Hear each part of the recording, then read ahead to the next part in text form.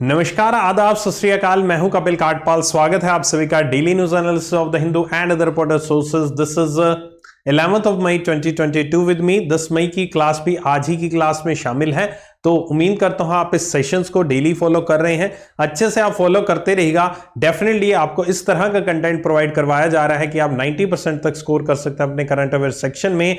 यह आप विश्वास रखिएगा। और यहां पर आज हम करने जा रहे हैं रोज की तरह करंट अफेयर्स की बातें, करंट अफेयर्स के बारे में और बहुत सारी न्यूज हमारे देश विदेश से जुड़ी हुई। ठीक है, तो चलिए शुरुआत करते हैं आज के सेशन की। ये सेशन रोज सुबह अब से आपको 6 बजे मिला करेगा। सो 6 से 7 हम करेंगे अपनी करंट अफेयर्स की क्लास। उसके तुरंत बाद आपकी होगी एक छोटी सी बैंकिंग अवेयरनेस की क्लास, और 7:30 से 9:30 बजे मेरी एक अनअकैडमी पे क्लास होती है, जिसमें मैं फिलहाल आपको complete banking financial economic awareness जो स्टैटिक पोर्शन है वो करवा रहा हूं। और रात को 8 बजे हमारा एक क्विकर सेशन होता है, जिसमें इस करंट अफेयर्स के ही मैं बहुत क्विक फॉर्म में आपको यहां पर करंट अफेयर्स को रिवाइज कराता हूं। और रात को 10 बजे आपके लिए मैं एक एमसीक्यूज की क्लास लेकर आता हूं, जिसमें अभी आप जो मेरे करंट अफेयर्स सुन रहे हैं उसी एमसीक्यूज हम रिवाइज करते हैं। और रात को 10 बजे उस सेशन को जरूर लाइव अटेंड किया कीजिए, क्योंकि उस सेशन में आपके साथ ढेरों ऐसे और स्टूडेंट्स होते हैं जिनमें आपको आपकी लाइव रैंकिंग पता चलती है कि आप इतने हजारों स्टूडेंट्स में कहां पर स्टैंड करते हैं, कितनी आपकी रैंकिंग आती है। तो इन सभी क्लासेस के लिंक आपको डिस्क्रिप्शन में दे दूंगा। Just you need to click and enroll in these classes. आपको उन पे क्लिक करना है और आपको इस टाइम पे इन क्लासेस को देखना है। एक और जरूरी खबर आप सबके लिए, जितने भी हमारे स्टडी नीति के प्रोडक्ट्स हैं उन पे फिलहाल जो ऑफर था, वो ऑफर जो लास्ट मैंने रखा था वो आज की 10 मई तक रखा था मैंने, 10 मई तक ऑफर। तो फिलहाल मैंने इस ऑफर को 2 दिन के लिए और एक्सटेंड किया है। तो ये जो ऑफर है, जिसमें आपको स्टडी नीति के जितने भी प्रोडक्ट्स हैं, चाहे आप वहां पर मॉक टेस्ट लेना चाहते हैं, चाहे नोटबुक लेना चाहते हैं, या फिर कोई भी कॉम्बो प्रोडक्ट लेना चाहते हैं, तो उसको आपको डबल वैलिडिटी मिल रही है। 1 के प्लस 1 2 साल, यानी कि आपके लिए सब चीजें अवेलेबल रहेंगी। और अगर आप किसी भी तरह के कॉम्बो प्रोडक्ट को परचेज करते हो तो आपको 50 रुपीज का डिस्काउंट मिलेगा। सिर्फ और सिर्फ याद रखिएगा, कॉम्बो प्रोडक्ट यहां पर डिस्काउंट अवेलेबल है, बाकी किसी प्रोडक्ट पे डिस्काउंट अवेलेबल नहीं है, इंडिविजुअल पे नहीं है, सिर्फ कॉम्बो पे अवेलेबल है। हां, बाकी सब में डिस्काउंट जरूर अवेलेबल है। वो एक कोड है स्टडी नीति, उस कोड को लगाकर भी आप डिस्काउंट प्राप्त कर सकते हैं। फिलहाल इनके प्राइजेस में जो भी प्राइजेस थे उनमें 50 रुपीज रिडक्शन किया गया। फर्दर आप इनमें स्टडी नीति कोड लगाएंगे और डिस्काउंट आपको मिल जाएगा। और एक और चीज, एसबीआई पीओ एसबीआई क्लर्क के प्रीलिम्स लेवल के 2021 के हमारे स्टडी नीति में मॉक टेस्ट है, वो बिल्कुल फ्रीली अवेलेबल है अगले 7 दिनों के लिए। खैर अब 2 दिन बीत चुके हैं उस बात को, 8 मई को यह अनाउंसमेंट की गई थी, तो अब केवल आपके पास 5 दिन शेष हैं इस ऑफर को अवेल करने के लिए। अगर आप कहीं से मॉक टेस्ट लगा रहे हैं तो उसको रोक दीजिएगा, आप यहां से मॉक टेस्ट एक बार लगाइए, ताकि आप अपने पेड वाले जो मॉक टेस्ट उनको बचा के रख सकें। ठीक है, तो ये आपके लिए ऑफर वैलिड है फिलहाल 12 मई रात के 12 बजे तक। उसके बाद ये ऑफर अब आगे एक्सटेंड नहीं होगा। मेरा टेलीग्राम चैनल ज्वाइन कर लेना, जहां पर आपको इस क्लास की पीडीएफ्स एंड मेरी क्लासेस के लिंक्स, जितने भी क्लासेस के लिंक्स हैं वो सारे के सारे मिल जाते हैं। और एक नया चैनल शुरू किया है मैंने, ग्लोबल नीति। इस पे खैर वीडियोस आनी शुरू हो रही हैं, अभी आपके सामने मिल जाएंगी। इस चैनल को जाकर सब्सक्राइब कर लेना। इसको सर्च करेंगे तो अभी मिलेगा नहीं, नीचे डिस्क्रिप्शन में लिंक है, क्लिक करके आप सब्सक्राइब कर सकते हैं। यहां पर आपको बहुत ही शानदार नॉलेज वाली वीडियोस डेली बेसिस पर मिलने वाली है। स्टार्ट करते हैं सेशन को। और ये क्रिटिकल रीजनिंग की क्लास होने वाली है आपकी बहुत ही जल्दी। और साथ ही साथ आपके लिए यहाँ पर जैब और डीबीएफ कैप, जैब कैप जो आपके बैंकर्स लोग हैं, जो ऑलरेडी बैंकर बन चुके हैं, उनके लिए मैं एक नई ऐप लॉन्च कर चुका हूं। इस ऐप को इंस्टॉल कर लीजिएगा। इस ऐप में आपके लिए मॉक टेस्ट जो आपके एग्जाम आने वाला है जैब का, कैप का, उसके लिए अवेलेबल है। जैब के कैप के मॉक टेस्ट आपके लिए अवेलेबल है। यहां पर आप जाकर इसको ऐप को देख लीजिएगा। मॉक टेस्ट, ढेरों मॉक टेस्ट वहां पर आपको मैंने प्रोवाइड करवाए हैं। चलिए स्टार्ट करते हैं सेशन को। आज के पहली न्यूज आपकी सामने आई है और वो आई है दिल्ली से।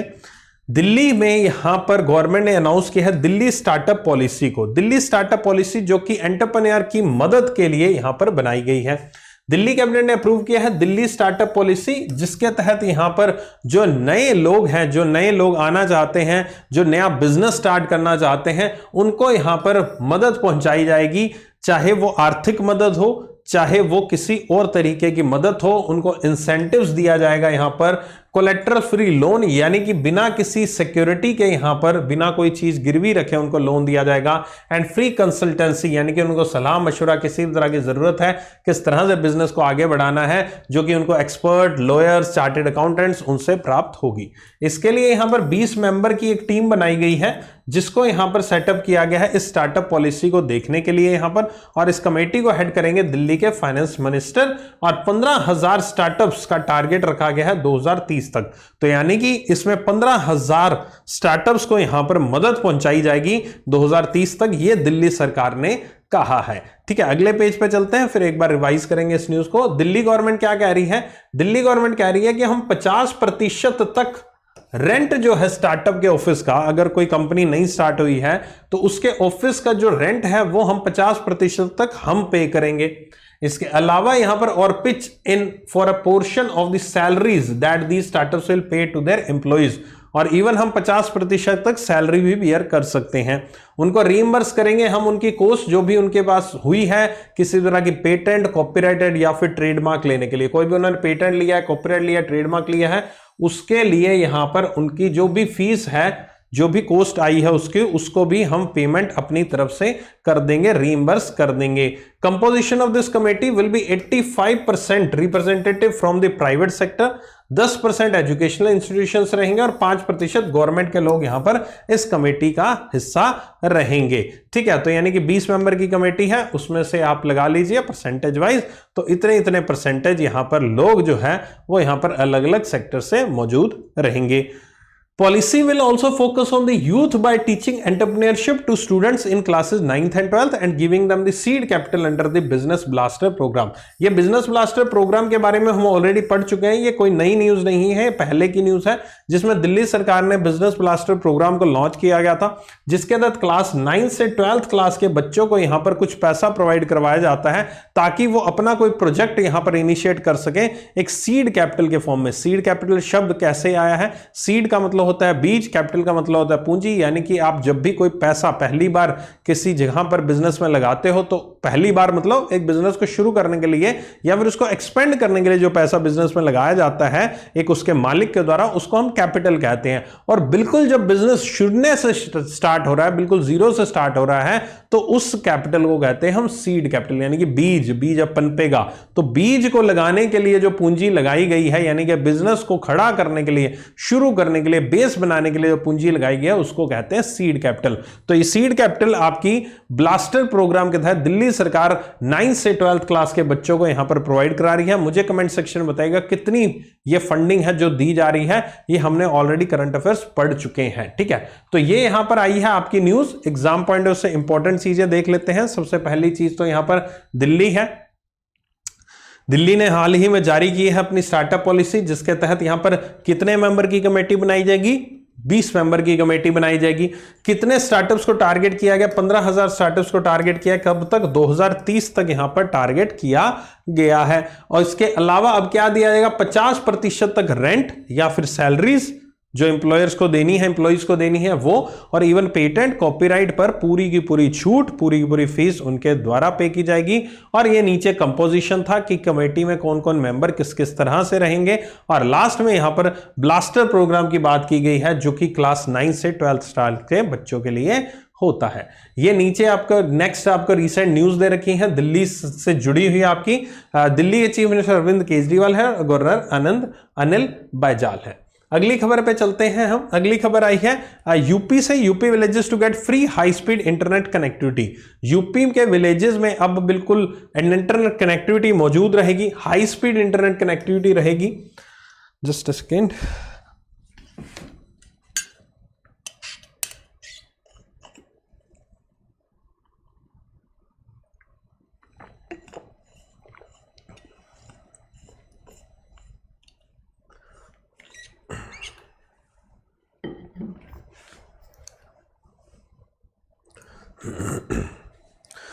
सो यूपी के विलेजेस में यहां पर रहेगी अब internet connectivity. Free wifi facilities दी गई हैं at more than 58,000 places in villages of the state. Okay, so 58,000 जगहें हैं जहां पर ये दी गई है सुविधा।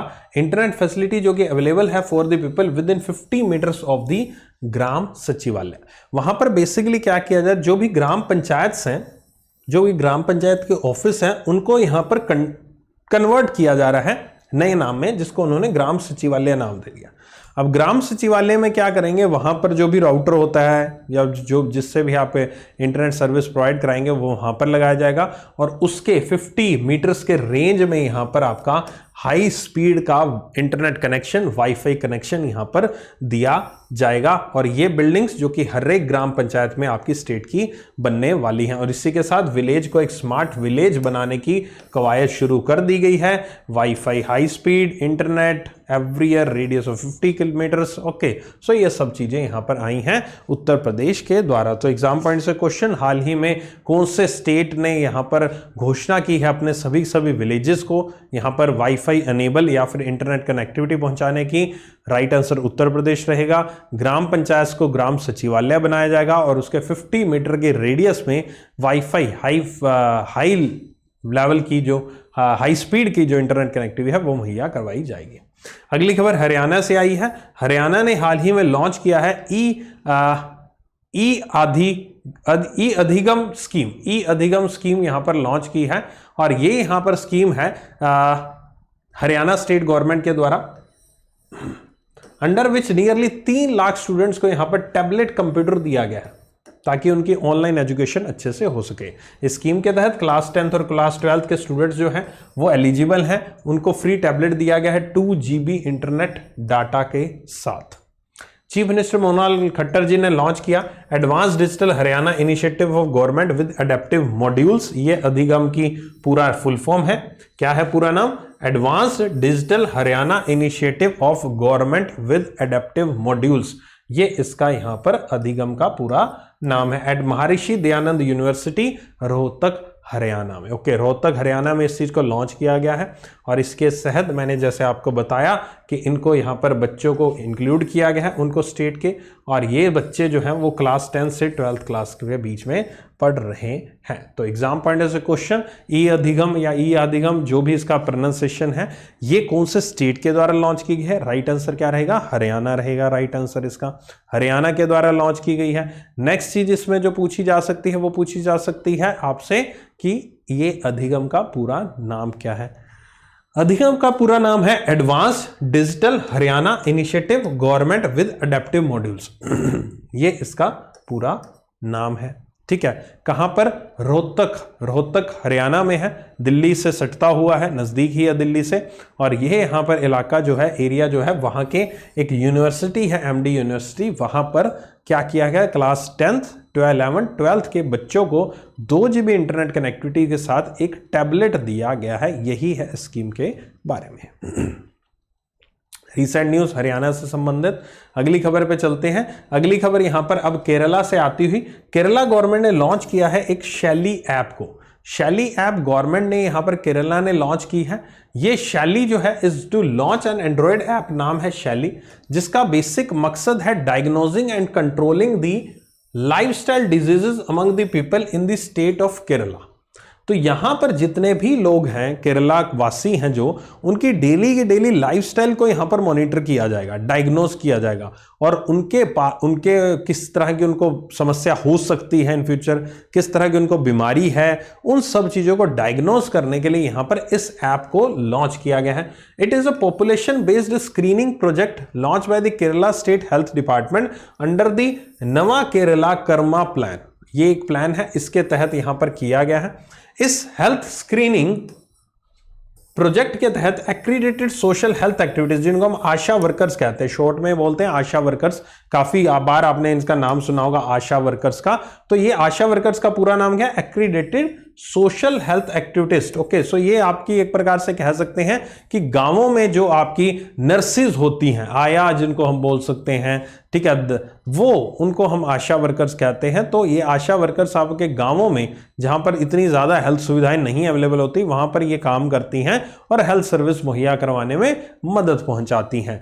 हैव बीन टास्क्ड, इनको ये टास्क दिया गया है कलेक्ट करना information from the persons over the age of 30 in their respective areas about any lifestyle diseases or risk factor they may have. Okay, so ये जो आशा वर्कर्स हैं ये यहां पर इंफॉर्मेशन कलेक्ट करेंगे ऐसे लोगों से जिनकी एज 30 साल से ज्यादा है। ध्यान रखिएगा, ये भी एक क्वेश्चन आ सकता है, कितने साल से ज्यादा? 30 साल से ज्यादा जिनकी आपकी एज है उनसे यहां पर कनेक्ट करेंगी। लाइफस्टाइल बेस्ड डिजीजेस से निपटने के लिए ऐप क्या करेगी? हेल्प करेगी, एक्यूरेट पिक्चर किस तरह की बीमारी है, क्या है, कैसे हुई है, ताकि जो भी स्टेट गवर्नमेंट है उससे रिलेटेड यहां पर कुछ ना कुछ डिसीजन ले सके, किस तरह से इस बीमारी से बचा जा सकता है, किस तरह से ये बीमारी की क्योर हो सकती है, या फिर फ्यूचर में इस तरह की बीमारी लोगों के साथ ना हो तो उसके ऊपर भी यहां पर चर्चा की जाएगी। हेल्थ प्लान्स प्रॉपरली बनाए जाएंगे। App would primarily collect information about the disease like diabetes, high blood pressure, heart disease, इस तरह की अगर आपको किसी तरह की समस्या है जो आपकी लाइफस्टाइल से जुड़ी हुई है। ऑब्वियसली ये ऐसी समस्याएं हैं जो हम खुद ही पैदा करते हैं अपने शरीर में, लाइक दी ब्लड प्रेशर। अब कितने लोग टेंशन्स लेते हैं, बहुत ज्यादा टेंशन लेते हैं, बहुत ज्यादा सोचते रहते हैं सारा दिन, तो वही कारण है आपका हाई ब्लड प्रेशर का। और जब ब्लड प्रेशर हाई होता है तो उसी से आपकी हार्ट पर जोर पड़ता है और आपको हार्ट डिजीज भी हो सकती है। ये हम खुद ही करते हैं। लाइक बहुत सारे लोग होते हैं पानी नहीं पीते, तो पानी नहीं पीने की वजह से आपकी किडनी पे बहुत बुरा इंपैक्ट पड़ता है। ठीक है, तो ये कुछ छोटी छोटी चीजें हैं जो हमारी डेली लाइफस्टाइल से जुड़ी हुई हैं और उसी से हमें डिजीज भी हो जाती है ना चाहते हुए भी। बहुत ज्यादा मीठा खाना, लॉन्ग टर्म के लिए खाना, डायबिटिक हो सकते हो। मतलब ये जरूरी नहीं है कि हो जाओगे, it's a chance that you can be, मतलब आप हो सकते हो। Okay, so based on the information जो भी कलेक्ट की जाएगी, हेल्थ स्टेटस इंडिविजुअल्स का सभी का उनको देखा जाएगा, would be scored and those with the score of above 4 would be asked to visit the nearest health center for a checkup for lifestyle diseases.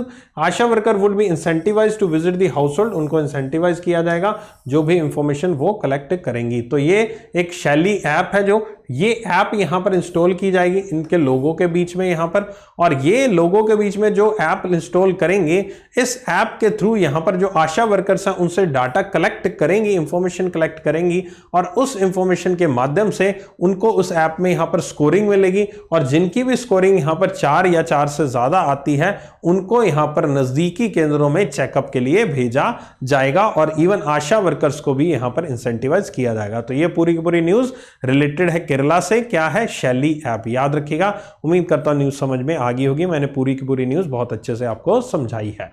अगली खबर पे चलते हैं, ये रिसेंट न्यूज केरला से जुड़ी है, आप खुद पढ़ लीजिएगा। अगली खबर मणिपुर से आई है। मणिपुर के पोमाई नागा एरियाज जो है वो ड्रग फ्री जोन डिक्लेयर किया गया है कि यहां पर किसी भी तरह की अब ड्रग्स नहीं होगा, ड्रग्स नहीं मिलता है, या फिर ड्रग्स कोई यूज नहीं करेगा, इस तरह का ये रीजन है। मणिपुर का रीजन है, पोमाई नाम का नागा एरिया या फिर पोमाई ट्राइब भी है वहां पर, ठीक है, उसी के नाम पर एरिया का नाम रखा गया। डिक्लेयर किया है पोमाई इनहेबिटेड एरिया जो है जिसमें पोमाई ट्राइब के लोग रहते हैं, उसको ड्रग फ्री जोन डिक्लेयर करने के लिए कहा गया। Supporting the state government war on drug campaign. Okay, Manipur जो गवर्नमेंट है वो ड्रग्स के अगेंस्ट काफी ज्यादा सजग नजर आ रही है इन दिनों में, तो उसी कवायद को आगे बढ़ाते हुए पोमाई ट्राइब ने यह घोषणा की कि हमारे वाले एरिया में कोई भी यहां पर ड्रग से संबंधित कुछ भी आपको नहीं मिलेगा, कुछ भी नहीं पाया जाएगा, तो इसलिए हमारे देश को हमारे एरिया को ड्रग फ्री जोन डिक्लेयर किया जाए। और मणिपुर ने इनकी बात मानते हुए उसको डिक्लेयर भी कर दिया। Huge delegation of Pomai tribe by MLA and leaders जो थे वो यहां पर chief minister N Biren Singh ji से मिलने गए, और ये आपका यहां पर रेजोल्यूशन उन्होंने दिया, और even chief minister that the poppy plantation will not be allowed in Pomai areas. ठीक है, पोपी यहां पर एक प्रकार का वही ड्रग है जो कि यहां पर उन्होंने कहा है जो इनके एरिया में होता है उसकी भी कल्टीवेशन के लिए नहीं, उसको अलाउ किया जाएगा, किसी तरह की कल्टीवेशन नहीं होगी। तो ये मणिपुर का है, पोमाई ट्राइब है, पोमाई एरिया है, जिसको ड्रग फ्री जोन कहां का है। बेसिकली एग्जाम में ये पूछ सकते हैं पोमाई ट्राइब किससे संबंधित है, कौन से स्टेट से संबंधित है, पोमाई एरिया कौन से स्टेट से संबंधित है, समथिंग लाइक दिस, इस तरह के क्वेश्चन आपके आ सकते हैं। राइट आंसर मणिपुर रहेगा। ओके, रीसेंट न्यूज मणिपुर से संबंधित है।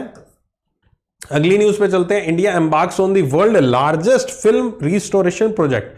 तो यहां पर इंडिया आपका मूवीज जो है उनको रिस्टोर करने की बात कर रहा है। मूवीज को रिस्टोर करने का मतलब क्या है कि जो बहुत सारी पुरानी मूवीज हो चुकी हैं जो कि डिजिटल फॉर्म में अवेलेबल नहीं है। आजकल की मूवीज तो कोई रील पर नहीं होती, जैसे आप कभी फोटो आपने बहुत पुराने कैमरे से क्लिक की है कभी? आजकल तो ये कैमरा आ गया, डिजिटल कैमराज आ गए, बहुत सारे मोबाइल कैमराज आ गए, लेकिन पहले के टाइम पे एक रील डलती थी, कोडेक की रील डलती थी, याद होगा आपको।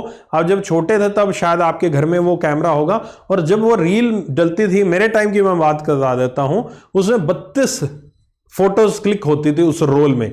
वो रोल डलता था कैमरे के पीछे, कोडेक का कैमराज आते थे और कोडेक की रील आती थी, और वो ऐसे नेगेटिव, जिसको हम कहते हैं नेगेटिव टाइप, वो छोटी सी ऐसे पट्टी सी चलती थी, है ना, ऐसा ऐसा करके होता था, ऐसे गोले गोले बने होते थे कोने पे, बीच में आपकी फोटो आती थी, तो आप क्लिक करते थे कैमरे से, तो ऐसी 32 फोटो क्लिक होती थी इससे, ठीक है, 32 फोटोज क्लिक होती। जब ये 32 फोटो क्लिक हो जाती थी, ऊपर नंबर भी बकायदा आता था कितनी फोटोज क्लिक होगी, तो आप इसको ले जाते थे, एक जो स्टूडियो वाला होता था वो इसको धोकर इसके बेस पर मशीन के थ्रू यहां पर आपको एक पूरी बड़ी फोटो बनाकर दे देता था, ठीक है। तो ये एक होता था इस तरह का फंडा, है ना, ये देखा होगा। अब सोचो कि इस तरह का फंडा तो यहां पर आपका इतने साल पहले, आज से 25-30 साल पहले हुआ करता था। उससे भी पहले क्या हुआ करता था, उससे पहले भी कुछ इसी तरह की चीज चला करती थी मूवीज को बनाने के लिए। तो ऑब्वियस है, अगर वो चीज, इतना तो नहीं है कि बहुत लंबे समय तक हम उसको टिका के रख लेंगे, कभी ना कभी खराब हो सकती है। तो इसीलिए जो बहुत सारी पुरानी मूवीज हैं उनको प्रिजर्व करने के लिए यहां पर कवायद शुरू की है हमारे देश की ministry of information and broadcasting ने। इनके द्वारा यहां पर इन मूवीज को, जो पुरानी मूवीज हैं, उनको डिजिटलाइज किया जाएगा। ऑब्वियस उनके जो रोल्स हैं उनसे इमेजेस कन्वर्ट की जाएगी, उनसे जो मूवीज हैं उन्हें कन्वर्ट की जाएंगी, जिसमें भी वो स्टोर की गई हैं, और उनको डिजिटल फॉर्म में रखा जाएगा ताकि वो किसी तरह की खराब ना हो। आजकल की मूवीज आप कैसे, खराब तो हो नहीं सकते, डिजिटल फॉर्म में, each and everything is in digital form. So an amount of 363 crore has been allotted for the world largest film restoration project under the National Film Heritage Mission. So National Film Heritage Mission के तहत ये किया गया है। कितनी amount दी गई है? 363 crore. Launch किया गया था 2016 में with N outlay of 597 crore rupees के साथ किया गया था। एंड इसका बेसिक एम था वही डिजिटल करना आपका जो भी पुरानी मूवीज है। मिनिस्ट्री ने इन्फॉर्म किया that process of restoring over 5900 short films, documentaries and features is under way. तो ये आपकी खैर कोई नई स्कीम नहीं है, 2016 में लॉन्च की गई थी, मगर ये दोबारा से चर्चा में आई है कि इस बार यहां पर अभी हाल ही में इन्होंने विजिट भी किया था हमारे देश, अनुराग सिंह ठाकुर जी ने, जहां पर ये सारी की सारी मूवीज पड़ी होती हैं नेशनल फिल्म आर्काइव्स को। तो वहीं पर ही ये न्यूज चर्चा में आई कि 363 करोड़ रुपीस अलॉट किए गए। 2016 में ओरिजिनली 597 करोड़ रुपीस दिए गए थे, और ये यहां पर 5900 शॉर्ट फिल्म्स, डॉक्यूमेंट्रीज वगैरह वगैरह, इनको यहां पर टारगेट किया गया, इनको यहां पर डिजिटलाइज किया जाएगा। अगली news, Tata Power Solar System secures India's largest solar EPC order. So यहां पर टाटा पावर सोलर सिस्टम ने, जो कि होली ओन्ड सब्सिडरी है टाटा पावर की, होली ओन्ड सब्सिडरी का मतलब कि पूरा पूरा टाटा पावर का इसमें 100% हिस्सा है। 100% जो हिस्सा है वो इसमें टाटा पावर का ही है, हिस्सा भी है, और प्लस जो है टॉप मैनेजमेंट जो है टाटा पावर सोलर सिस्टम की, वो भी टाटा पावर की ही टॉप मैनेजमेंट, मतलब जो इसके बोर्ड ऑफ डायरेक्टर्स है वही इसके बोर्ड ऑफ डायरेक्टर्स है, जो उसका मालिक है वही इसका मालिक है। तो that means the wholly owned subsidiary. अगर ये इसमें 50% होता, 51 होता, 60 होता, 40 होता, 30 होता, 80 होता परसेंट, जो भी होता, तो वो होली ओन्ड ना होती, वो सब्सिडरी होती है आपकी, ठीक है, वो सब्सिडरी होती है आपकी। तो यहां पर इन्होंने जीता है इंडिया का largest single sector EPC engineering procurement and construction order of 1 gigawatt of around 5500 crore rupees from public sector undertaking SGVN limited. So SGVN limited से के साथ यहां पर आपका करेंगे 1 गीगावाट 5500 करोड़ रुपीस का एक contract Tata Power Solar system को यहां पर मिला है, जो कि इंडिया का सबसे बड़ा सोलर पावर प्लांट बनाने की बात की जा रही है, ठीक है। तो ये यहां पर आपका प्रोजेक्ट जो है बीकानेर राजस्थान में यहां पर लगाया जाएगा। So exam point is a question, सबसे बड़ा इंडिया का सोलर पावर प्रोजेक्ट यहां पर कहां पर? बीकानेर राजस्थान में 1 गीगावाट का। किसको इसका कॉन्ट्रैक्ट साइन किया हुआ है? टाटा पावर सोलर सिस्टम को। दैट्स इट, ठीक है, ये चीज आपकी आ सकती है। And from the public sector undertaking SGVN limited ने ये कॉन्ट्रैक्ट उनको असाइन किया है, बीकानेर राजस्थान में ये लगाया जाएगा। रिसेंट न्यूज टाटा से संबंधित है आपकी, ठीक है। अगली न्यूज पे चलते हैं, एक बार पढ़ो, मैं पानी पी लूं इतनी देर।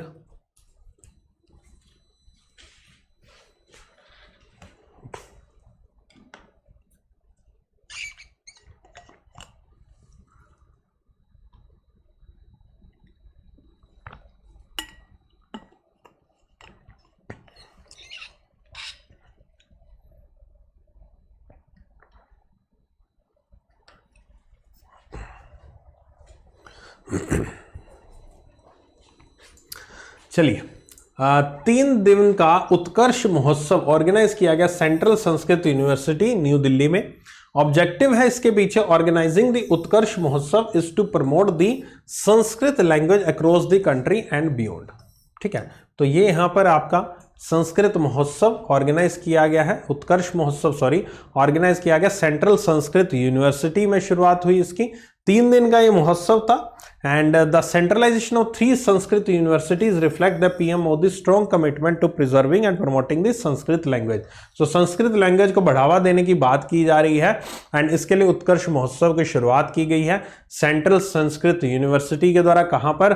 न्यू दिल्ली में की गई है। इस इवेंट को ऑर्गेनाइज किया गया central Sanskrit university new Delhi, Shri Lal Bahadur National Sanskrit university new Delhi and National Sanskrit University Tirupati, इन तीनों के द्वारा इसको किया गया था।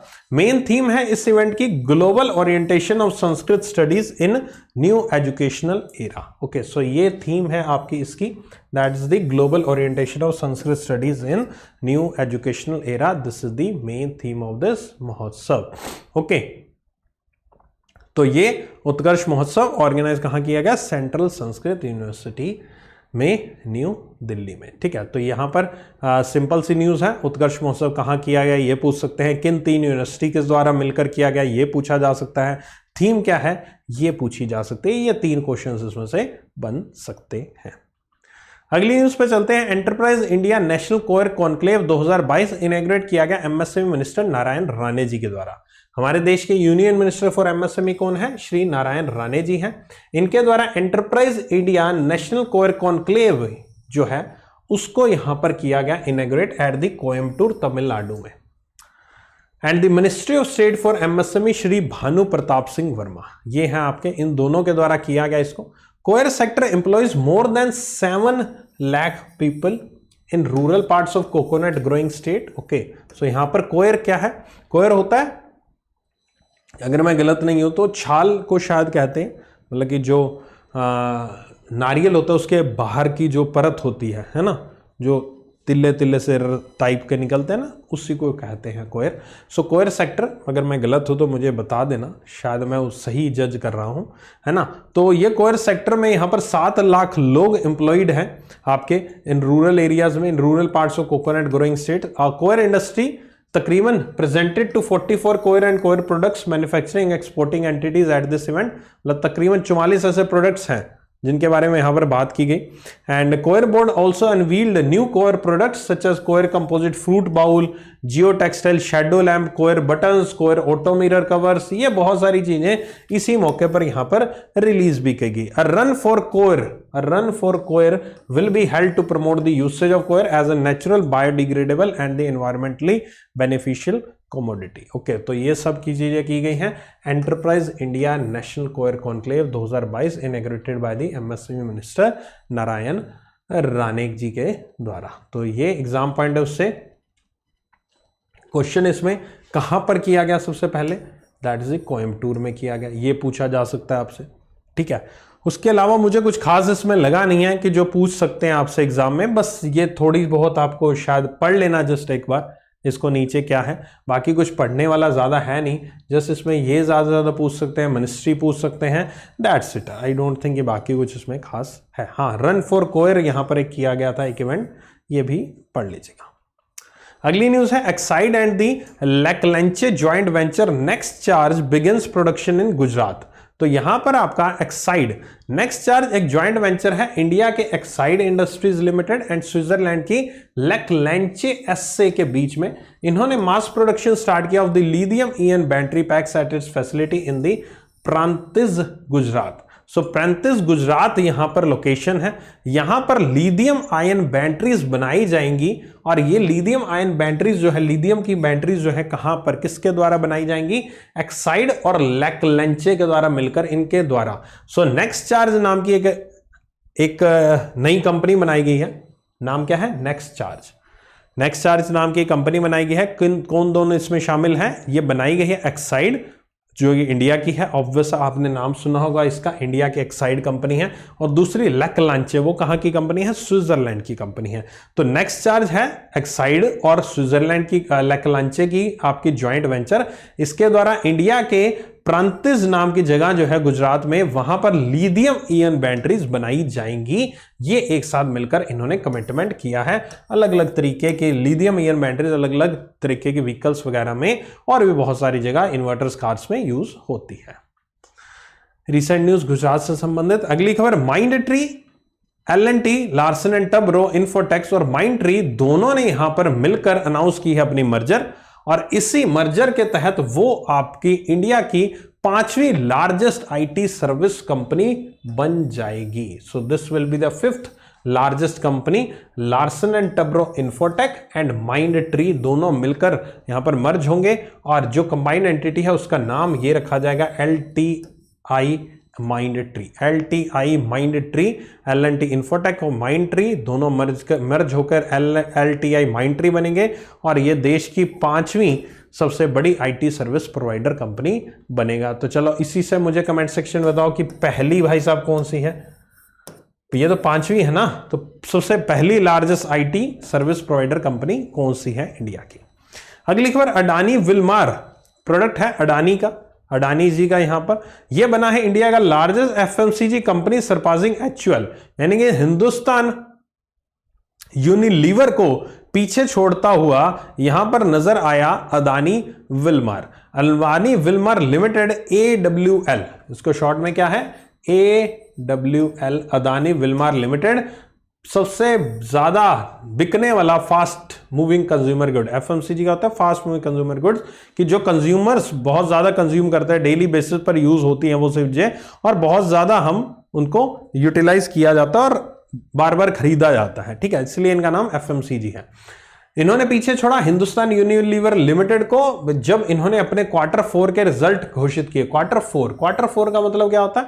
क्वार्टर, आपके जो ईयर है, सबसे पहले फाइनेंशियल ईयर होता है 1 अप्रैल से लेकर 31 मार्च तक का, तो उसको हम 4 टुकड़ों में डिवाइड करते हैं, जो 3-3 महीने के 4 टुकड़े होते हैं। तो जो एक क्वार्टर है, अब चौथा क्वार्टर कौन सा है? चौथा क्वार्टर लास्ट वाला, यानी कि जनवरी, फरवरी, मार्च का, ये 3 महीने का क्वार्टर हुआ। तो यानी कि चौथे क्वार्टर में जो इन्होंने अपने रिजल्ट घोषित किए कि मेरा कितनी मेरी टर्नओवर हुआ था, कितनी मेरी सेल्स थी, कितना मुझे प्रॉफिट हुआ था, ये सब चीजें यहां पर जब फाइनेंशियल रिजल्ट डिक्लेयर किए गए उनके द्वारा, तो उसमें यह देखा गया AWL ने अपना जो रेवेन्यू है वो 54214 करोड़ रुपीस घोषित किया है, वेयर HUL ने इतना रेवेन्यू अपना 51468 करोड़ ही घोषित किया था। यानी कि जो रेवेन्यू के मामले में यहां पर ये उनसे भी आगे पहुंची, यानी कि जो सेल्स है उनके द्वारा यहां पर ज्यादा की गई, 54,214 करोड़ रुपए यहां पर उनके द्वारा ऑपरेटिंग रेवेन्यू जो है वो अर्न किया गया। ऑपरेटिंग रेवेन्यू का जो मतलब है वो ये है कि उन्होंने अपने जो रूटीन के ऑपरेशन है, रूटीन का ऑपरेशन कौन सा? सेल,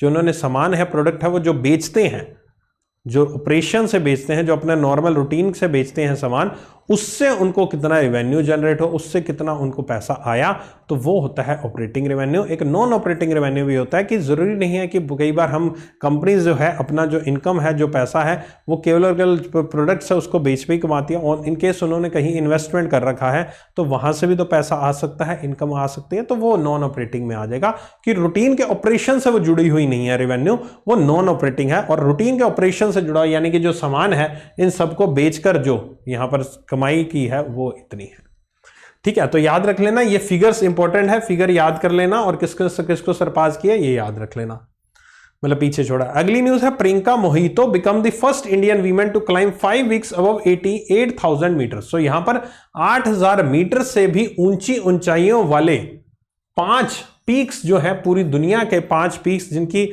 ऊंचाई 8,000 मीटर से है, ऊंचा है, उनको यहां पर आपका क्लाइम करने वाली पहली इंडियन महिला बनी है प्रियंका मोहिते। प्रियंका मोहिते यहां पर महाराष्ट्र के सतारा डिस्ट्रिक्ट से है, बनी पहली इंडियन महिला जिन्होंने इस माइलस्टोन का अचीव किया माउंट कंचनजंगा को यहां पर आपका क्लाइम करने के बाद। इससे पहले यहां पर ये आपका माउंट एवरेस्ट को 2013 में, माउंट लोहत्से को 2018 में, माउंट मकालू को 2019 में, एंड अन्नपूर्णा 1 को 2021 में, जिन सबकी यहां पर ऊंचाई जो है 8,000 मीटर से ऊपर है, उन सबको यहां पर क्लाइम कर चुकी थी इन चारों को, और ये फाइनली माउंटेन कंचनजंगा को यहां पर इन्होंने किया। और she has also become the first Indian women to climb the Annapurna 1 and the Makalu. So Annapurna 1 and Makalu को यहां पर आपका क्लाइम करने वाली ये पहली महिला थी, ठीक है। 2015 में प्रियंका ने क्लाइम किया था माउंट मैंथोसा को, जो कि 6443 मीटर अबव था। It is the second highest peak in Himachal Pradesh, Lahaul and Spiti district में ये सेकंड हाईएस्ट है। तो ये आपके हुआ प्रियंका मोहितो का नाम याद रख लेना। ये पांचों के पांचों जितने माउंट्स हैं, जितने भी यहाँ पर ये माउंटेन्स हैं, इनके नाम याद होने चाहिए आपको। कौन सा ईयर में यहाँ पर इन्होंने अचीव किया उसको वो आपको पता होना चाहिए, और ये पहली महिला बनी है ये भी। बाकी मैंने इनके लिंक दे दिए हैं, इन पे क्लिक करके आप जाओगे ना किसी पर भी, तो आपको यहां पर आपको कहां लेकर जाएगा ये क्लिक, ये आपको ले जाएगा यहां पर सीधा गूगल अर्थ पे। ठीक है, तो गूगल अर्थ पे जाके आप इनकी लोकेशन देख सकते हैं। जब आपको पीडीएफ मिलेगी तो आप आराम से सभी की लोकेशन क्लिक करके देख लेना। ऐसे बीच बीच में थोड़ा सा ब्रेक भी मिल जाएगा और आपको दिमाग को सुकून भी मिल जाएगा जब आप इसको देखोगे तो। ठीक है, तो इस तरह का कुछ माउंट लोहत्से आपको दिखाई देगा। खैर दिखाई तो क्या दे रहा है हमें, है ना, चाइना के बॉर्डर पर है जस्ट ये, है ना। थोड़ा सा फैसिनेटिंग लगता है इसको देखना, अच्छा लग रहा है ना, अच्छी फील आ रही होगी, वाह, है ना।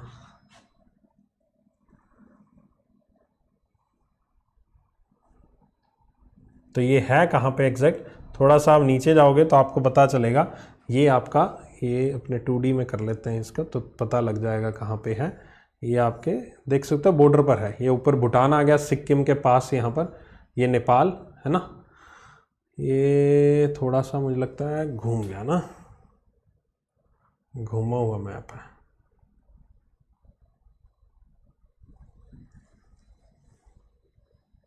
उल्टे हो गए, हाँ अब ठीक है, अब सही है। तो ये यहाँ पर है, गॉट इट, यहाँ पर। चलो आगे चलते हैं अपने न्यूज़ पे वापस। बाकी भी दे रखे हैं आपको मैंने, ठीक है, बाकी भी क्लिक करके देख लेना कहाँ कहाँ पर है। अगली न्यूज़ है, department of food and public distribution ने यहाँ पर जीता है prime minister award for excellence in public administration. One nation one ration card जो एक प्रोग्राम है, one nation one ration card, यानी कि ऐसा एक राशन कार्ड जो कि आपके पूरे इंडिया में कहीं पर भी चल सकता है। ऐसा नहीं है कि पहले राशन कार्ड क्या होते थे कि आप पर्टिकुलर स्टेट सेंट्रिक होते थे। आपका राशन कार्ड राजस्थान का, तो राजस्थान में ही राशन शॉप्स पे आप खरीद सकते हो, दूसरे स्टेट में नहीं खरीद सकते। लेकिन अब one nation one ration card के तहत यहाँ पर ऑलमोस्ट इतने स्टेट्स यूटीज जुड़ चुके हैं यहाँ पर, और अब आप इन स्टेट्स में किसी भी तरह का राशन कार्ड किसी भी स्टेट का है तो आप दूसरे स्टेट में जाके उसको परचेज कर सकते हो। So department of food and public distribution ने जीता है prime minister award for excellence in public administration 2020 for its one nation one ration card scheme under the category innovation general centre. Okay, innovation general centre, इस category तहत उन्होंने यहां पर इसको जीता है ये prize. 5 digit 14445 toll free number भी यहां पर आपका घोषित किया। National food security act beneficiaries also available in most state UTs under the ONORC के तहत। ठीक है, IACC 6th entrepreneurship leadership award यहां पर घोषित किए गए। ये डॉक्टर बीना मोदी जो कि चेयरपर्सन है आपकी मोदी एंटरप्राइजेस की, इनको ऑनर किया गया with the women transforming India award at the Indo American chamber of commerce 6th entrepreneur and leadership award 2022 में। ये प्रेसिडेंट एंड एमडी हैं Godfrey Phillips India limited and chairman and MD हैं Indofil industries limited की। And इन्होंने बहुत सारे successful brands वगैरह बनाए हैं, Bina fashions, ego chain of speciality restaurants. इनको दिया गया है यहां पर बीना मोदी जी को women transforming India award at the Indo America chamber of commerce. ये अवार्ड्स के पूरे नाम है, छठा एंटरप्रेन्योरशिप लीडरशिप अवार्ड बीना मोदी जी को। अगली खबर, एक रिपोर्ट आई है जिसमें यहां पर आप देख सकते हो सिविल रजिस्ट्रेशन सिस्टम रिपोर्ट 2020, जो कि है based on the birth and death report. जो भी आपके बर्थ सर्टिफिकेट्स बनाते हो, डेथ सर्टिफिकेट बनाते हो, उनके आधार पर सिविल रजिस्ट्रेशन सिस्टम रिपोर्ट 2020 बनाई गई। इस रिपोर्ट के अनुसार यहां पर डाटा जो आया है दैट इज, उन्होंने कहा है कि जो बर्थ है वो रजिस्टर्ड बर्थ जो है वो 2.48 करोड़ से डिक्लाइन हुए हैं इन 2019 टू 2.42, ओके सॉरी 2.48 करोड़ यहां पर बर्थ रजिस्टर्ड हुए थे 2019 में। मतलब जो रजिस्ट्रार ऑफिस में आप रजिस्टर करते हो ना, बर्थ सर्टिफिकेट बनाते हो वो, और 2.42 करोड़ तो 2020 में हुए थे, जिसका मतलब हुआ 2.40% की यहां पर डिक्लाइन देखने को मिला है। According to Vital Statistics of India, based on the civil registration system report for 2020, the number of registered death increased by 6.2% from 76.4 lakh in 2019 to 81.2 lakh in 2020. ठीक है, तो ये यहां पर रजिस्टर्ड डेथ्स की संख्या है कि ये आपकी 76.4 लाख डेथ हुई थी रजिस्टर और अब 81.2 लाख डेथ्स रजिस्टर हुई हैं, जिसमें से मेल्स की जो डेथ संख्या है वो 60% मेल है एंड महिलाएं 39.8 है। महाराष्ट्र, बिहार, गुजरात और ये बहुत सारे स्टेट्स लिखे हैं जहां पर सबसे ज्यादा यहां पर इंक्रीज हुआ है डेथ्स के मामले में। तो ये पेज पे आपको क्या याद रखना है, ये पेज के मामले में आपको ये 2.48 और 2.42 ये फिगर याद रखनी है आपको। इसके अलावा यहां पर आपको डेथ की जो है 76.4 लाख, 81.2 लाख ये याद रखना है। कितनी महिलाएं हैं, कितने मेल हैं ये आपको याद रखना है। दैट्स इट, बस इसमें इतना ही है। स्टेट्स के नाम आप याद कर नहीं पाओगे तो इसको छोड़ दो।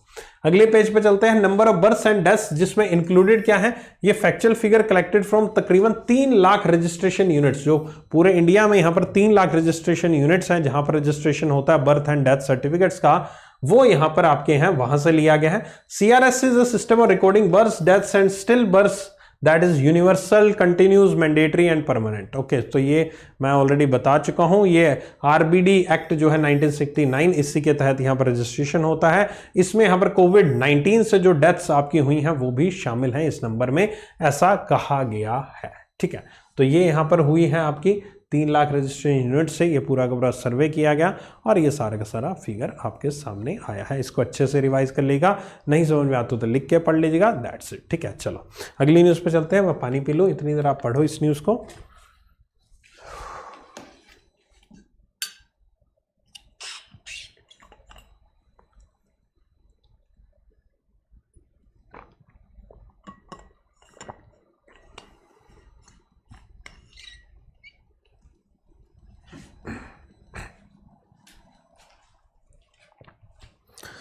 Okay, Airworks Indian maintenance, repair and overhaul company है। इसने पार्टनरशिप किया किसके साथ, बोइंग कंपनी के साथ। तो एयरवर्क ने किसके साथ पार्टनरशिप किया, बोइंग कंपनी के साथ पार्टनरशिप किया to conduct heavy maintenance checks on the 3 Indian navy P-8I long range maritime patrol aircraft at the Airworks Hosur.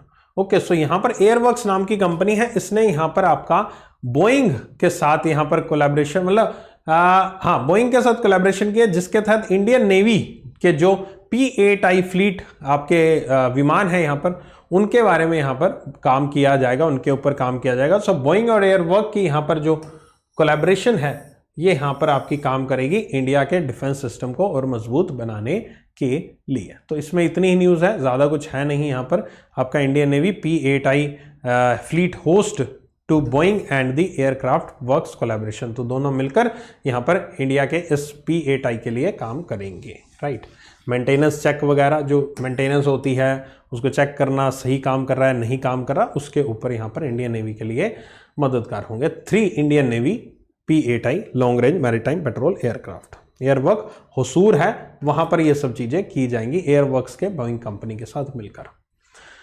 Supreme court के 2 नए जजेस आए हैं आपके सामने। ये 2 नए जजेस अपॉइंट किए गए हैं यहाँ पर सुप्रीम कोर्ट में। टोटल सुप्रीम कोर्ट के जजेस की स्ट्रेंथ जो है वैसे तो 34 होती है, लेकिन फिलहाल हमारे पास 32 ही जजेस थे। तो अभी 2 जो जगहें थी वो खाली थी, तो यहां पर जो कॉलेजियम था जो कि डिसाइड करता है, कॉलेजियम एक ग्रुप है यहाँ पर, कॉलेजियम मतलब कोई ऐसा कोई नाम नहीं है collegium, it's a group of जजेस यहाँ पर जो सुप्रीम कोर्ट के जो डिसाइड करते हैं। यहाँ पर कॉलेजियम फिलहाल डिसाइड कर रहा है कि नेक्स्ट जज कौन बनेगा।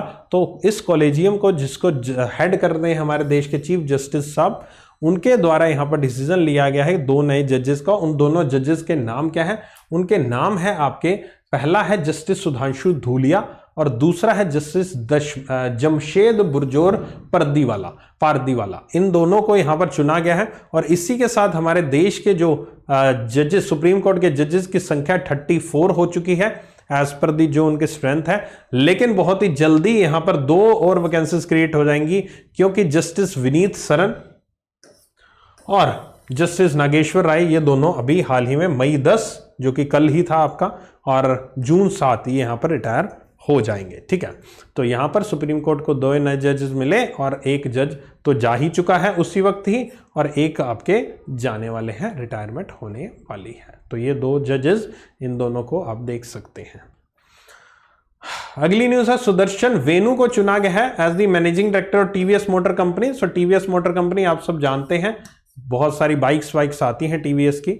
ओके, तो इनका फुल फॉर्म भी है टीवीएस का, काफी यूनिक सा है, मतलब नाम है वैसे तो, ये टीवीएस का पूरा नाम है, साउथ के हैं। तो इसी के यहां पर एमडी है सुदर्शन वेनु। एक बुक आई है, Indo Pak war 1971 reminiscences of air warriors. Defence minister Rajnath Singh ji ने रिलीज की एक book, Indo Pak war 1971 reminiscences of air warriors at 37th air chief marshal PC Lal memorial lecture organise किया गया air force association in New Delhi में। तो ये यहां पर ऑर्गेनाइज किया गया, इसी मौके पर यहां पर एक बुक यहां पर रिलीज की गई। ये बुक यहां पर 1971 में जो हमारे देश के जवानों ने जंग लड़ी थी, जीती थी, इंडो पाकिस्तान के बीच में जो जंग हुई थी, यहां पर बांग्लादेश को लिबरल किया गया था, वहां पर आजादी दिलाई गई थी, तो उसी की बात कर रहे हैं। तो हमारे जो एयरफोर्स के जवान हैं, एयरफोर्स के वॉरियर्स हैं, उनके ऊपर यहां पर ये बुक बनाएगी। द बुक फीचर्स 50 स्वर्णिम articles written by veteran narrating their experience in detail. So 50 ऐसे आर्टिकल्स हैं जो कि यहां पर पूरा बताते हैं, नरेट कर रहे हैं एक्सपीरियंस उनका डिटेल। बुक को एडिट किया है air marshal Jagjit Singh and the group captain Shailendra Mohan ji के द्वारा। Air chief marshal Pratap Chandra Lal served as the vice chief of the air staff during 1965 war and had served as the 7th chief of air staff during 1971 war के दौरान यहां पर इन्होंने सर्व किया था। और ये जगह थी यहां पर पीसी लाल, वही पीसी लाल जी के बारे में बताया गया है कि क्या किया था। सीएमडी भी रह चुके हैं हिंदुस्तान एरोनॉटिक्स लिमिटेड के, इनको सीएमडी बनाया था इंडियन एयरलाइंस का भी आफ्टर हिज रिटायरमेंट, और उनको पद्म भूषण से भी सम्मानित किया जा चुका है। ये आपका पीसी लाल मेमोरियल लेक्चर था, इसी मौके पर जो था वो बुक रिलीज की गई थी और उनके बारे में यहां लिखा हुआ है। एशियन गेम्स 2022 जो है वो चाइना में पोस्टपोन कर दी गए हैं 2023 में। सो 2022 में होनी थी, लेकिन कोविड-19 के केसेस बहुत ज्यादा हो रहे हैं वहां पर, तो इसलिए उसको 2023 में एक्सटेंड कर दिया गया है और ये सितंबर 10 से 25 के बीच में होनी थी। होस्ट कंट्री हैंगजाऊ जो है लेस देन 200 किलोमीटर शंघाई से है, जो कि फिलहाल यहां पर कोविड-19 का बहुत बड़ा एक हब बन रहा चुका है एंड काफी ज्यादा रिस्ट्रिक्शंस हैं वहां पर आपकी। And OCA also announce that 3rd edition of the Asian youth games जो की होनी थी दिसंबर में, वो भी कैंसिल कर दी गई है। और वर्ल्ड यूनिवर्सिटी गेम्स जो होनी थी, ये भी यहां पर आपकी चेंगडू में होनी थी 26 जून से 27 जुलाई के बीच में, वो भी 2023 में कर दी गई हैं। तो ये यहां पर लोकेशंस याद रख लेना जहां जहां पर होनी थी। इस बार एशियन गेम्स में शायद क्रिकेट भी होने थे, शायद, है ना, वही है ना एशियन गेम्स, जिसमें इस बार कुछ नए स्पोर्ट्स शामिल किए, जिसमें क्रिकेट भी था T20। सो वही एशियन गेम्स चाइना में पोस्टपोन कर दी गई है। अब कहां पर लोकेशंस थी, इन लोकेशंस को याद रख लेना, लोकेशंस पूछी जा सकती है आपसे एग्जाम में। अगली news, Antalya 2022 Hyundai archery world cup stage 1। So यहां पर Indian archers Padma Shri Tarundeep Rai and Riddhi has won the gold medal under the recurve mixed team category. So recurve mixed team category में यहां पर Antalya 2022 Hyundai archery world cup stage 1, जो कि Antalya Turkey में है आपका ये जगह, वहां पर हुआ। उसमें इंडियन धनुर्धारी जो हैं हमारे तरुणदीप राय और रिद्धि, इन दोनों ने यहां पर जीता इसको, और ये इन्होंने गोल्ड मेडल जीता। ये आपके गोल्ड मेडल विनिंग टीम के 2010 के वर्ल्ड कप के पार्ट रह चुके हैं। इंडियन ट्राई अभिषेक वर्मा, रजत चौहान, अमन सानी ने भी यहां पर गोल्ड मेडल जीता यहां पर, and this was the first team gold for both Rajat Chauhan and Aman Saini. ठीक है, तो ये यहां पर है Antalya 2022 Hyundai archery world cup stage 1, ये आपका इवेंट हुआ अंताल्या टर्की में, ये इवेंट हुआ था यहां पर आपका, और भी गोल्ड मेडल इन्होंने जीता है। इन स्पोर्ट्स पर्सनैलिटीज के नाम आपको पता होने चाहिए। पूछ लेते हैं कि भाई साहब रजत चौहान कौन से स्पोर्ट्स से बिलोंग करते हैं, इस तरह के क्वेश्चन आते हैं। ठीक है, चलो अगली न्यूज एक इंटरनेशनल इवेंट से आई है। रशिया ने लॉन्च किया secret military space craft in the orbit of earth. So Russia ने लॉन्च किया secret military space craft orbit में यहां पर आपका, और रशिया का न्यू अंगारा 1.2 रॉकेट है जो, उसको इस्तेमाल करते हुए रशिया ने एक सीक्रेट मिलिट्री स्पेसक्राफ्ट को भेजा है अपना स्पेस में। और द लॉन्च कहां पर हुआ, लॉन्च यहां पर हुआ in the town of the Mirny in the north western Russian region of the Glusk oblast. Okay, so यहां पर हुआ, रशिया ने लॉन्च किया secret military spacecraft in the orbit of the earth में। ठीक है, तो ये आपका किया गया है न्यू अंगारा 1.2 रॉकेट। अगली न्यूज पे चलते हैं। नेपाल के chemo Rita Sherpa climbs mount Everest for 26th time. तो यहां पर नेपाल के legendary climber chemo Rita Sherpa यहां पर इन्होंने क्लाइम किया माउंट एवरेस्ट को। कितनी बार? यहां पर 26वीं बार। भाई साहब 26वीं बार ये आपके क्लाइम कर रहे हैं, है ना। और 26वीं बार का मतलब ये पता नहीं कब से क्लाइम कर रहे होंगे, 1994 से क्लाइम कर रहे हैं। पहली बार इन्होंने किया अपने फादर के साथ इन्होंने किया था, और उस सिंस देन ये कंटिन्यूसली हर एक वर्ष, ऑब्वियस है तब से आप लगा लो तो 26 साल ही बनते हैं, है ना। 26 के 27 हो गए, बस 28 हो गए, तो ऑलमोस्ट हर एक साल इन्होंने आपका एक बार माउंट एवरेस्ट पर गए हैं। तो ये कंटिन्यूसली क्लाइम कर रहे हैं 10,657 times since it was first scaled in 1953। अच्छा, ये माउंट एवरेस्ट के डाटा लिख रखा है कि जब 1953 में पहली बार माउंट एवरेस्ट पे चढ़ाई की गई थी आपकी, उसके बाद यहां पर तकरीबन 10,657 बार इस पे कर चुके हैं क्लाइम लोग, और तकरीबन 311 लोग जो हैं वो मारे भी जा चुके हैं। ठीक है, तो ये है आपके माउंट एवरेस्ट कैमी रीटा शेरपा 26वीं बार 1994 के बाद कंटिन्यूसली हर एक वर्ष। चलो मुझे कमेंट सेक्शन में ये बताओ, बहुत इजी क्वेश्चन पूछ रहा हूं वैसे, कि पहली बार जो फर्स्ट टाइम 1953 में किसने किया था? Who climbed first time? India का कौन पर्सन था जिसने फर्स्ट टाइम किया था, और इस साल कौन सा किया था, ये बताओ कमेंट सेक्शन में। BRO celebrated 62nd raising day 7 मई को। यहां पर बीआरओ, यहां पर बॉर्डर रोड ऑर्गेनाइजेशन जो कि इंश्योर करती है रोड कंस्ट्रक्शन को, बॉर्डर एरियाज में रोड कंस्ट्रक्शन को, और इवन हिली एरियाज में भी रोड कंस्ट्रक्शन जो करता जाता है वो बीआरओ के द्वारा किया जाता है। रिसेंटली आपको याद होगा बीआरओ को अभी अवार्ड भी मिला था। किसके लिए मिला था? क्योंकि उन्होंने अटल टनल, द हाईएस्ट जो टनल यहां पर माना जाता है वो बनाया था उन्होंने अपना।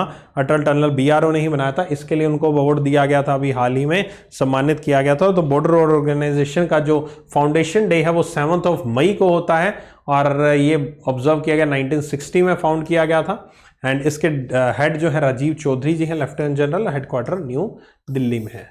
ठीक है, वर्ल्ड थैलेसीमिया डे सेलिब्रेट्स 8 मई को। 8 मई को थैलेसीमिया डे भी होता है। थैलेसीमिया डे बेसिकली आपका ब्लड डिसऑर्डर है एक प्रकार का, जिसमें यहां पर एक खून जो है, ब्लड जो है वो बार बार देना पड़ता है, चढ़ाना पड़ता है, क्योंकि इस डिजीज की वजह से उनके ब्लड सेल जो है वो डिस्ट्रॉय हो जाते हैं, वीकन हो जाते हैं, इसलिए उनको बार बार खून जो है वो देना पड़ता है। और to struggle to live with the disease, the theme of this year is the be aware, share care, working with the global community as one to improve thalassemia knowledge. काफी लंबी चौड़ी थीम है, तो this the thalassemia day. Time of remembrance and reconciliation of those who lost their lives during second world war, मई 8 और 9 को यहां पर ये डे ऑब्जर्व किया जाता है उन लोगों की याद में जिन्होंने सेकेंड वर्ल्ड वॉर में अपनी जान गंवा दी थी। The day pays tribute to all victims of second world war. This year is the 77th anniversary of World War II, and ये है आपका time of remembrance and reconciliation for those who lost their lives during second world war, May 8 to May 9 के जो काम है दोनों दिन को यहां पर ऑब्जर्व किया जाता है। अगला है वर्ल्ड रेड क्रॉस डे, 8 मई को यहां पर रहता है। 8 मई को world red cross day. The day aims to broaden the public understanding of the international red cross day and red crescent movement. Red crescent societies are affiliated and work in cooperation with the world red cross day.